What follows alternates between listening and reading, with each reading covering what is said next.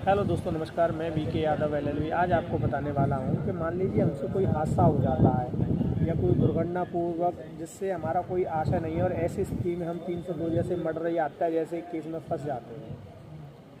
तो इसमें पहले हमारी जो भारतीय दंड संहिता थी उसमें धारा 80 का लाभ हमें मिलता था। जी हाँ दोस्तों, अब उसी को बीएनएस की धारा 18 यानी 18 कर दिया गया है। अब हम उसका अंतर देखेंगे तो इसमें क्या अंतर है और किस कैटेगरी में आता है, क्या स्थिति है, तो उसके बारे में हम थोड़ा सा विस्तार से जानेंगे। जी हाँ दोस्तों, बने रहें मेरे चैनल में, लास्ट तक बने रहिए।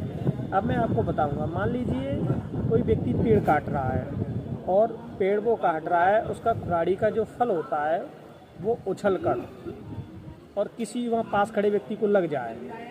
जी हाँ दोस्तों, अगर वो फल लग जाता है और वो उसी पीरियड में उसकी मृत्यु हो जाती है, तो ऐसी जो स्थिति होगी उसमें हमारा कोई आशय नहीं था, अपराध क्षमा योग्य है। यानी हम कह सकते हैं कि ऐसी अगर स्थिति आती है, जी हाँ दोस्तों, अगर उसकी ओर से कोई सावधानी का अभाव नहीं था, जी हाँ दोस्तों, तो उसका कार्य माफ़ी योग्य है और अपराध नहीं है। जी हाँ दोस्तों, हमारी दंड प्रक्रिया की जो धारा 18 है वो स्पष्ट रूप से यही कहती है। और यही धारा जो अब बीएनएस की धारा 18 भी यही कहती है कि अगर उसको कन्वर्ट किया गया है कि अगर ऐसी स्थिति में, अब ऐसा नहीं है, बहुत से लोग ये सोचते हैं कि हम पेड़ काटने जाएँ, हमारा जो व्यक्ति है जिससे हमारा कोई रंजिश चल रही है या अन्य कोई बात है, उसको हम कुल्हाड़ी से निकल के उससे मार दें, तो ऐसा नहीं है। ये तो हमारा अपराध की ही श्रेणी में आएगा।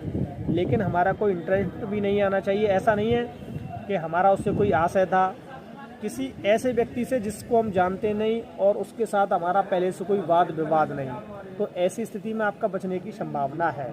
लेकिन अगर आप ये कहते हैं कि हमारा उससे पहले दुश्मनी है और फिर हम उसके साथ एक्सीडेंट या कोई दुर्घटना या इसी तरीके से कोई कार्य हो जाता है, तो वो तो एक अलग पैराग्राफ आएगा और शायद वो एक सोची समझी साजिश के तहत आता है। लेकिन जो इस तरह का हादसा होता है वो हादसे की स्थिति में धारा 18 का हमें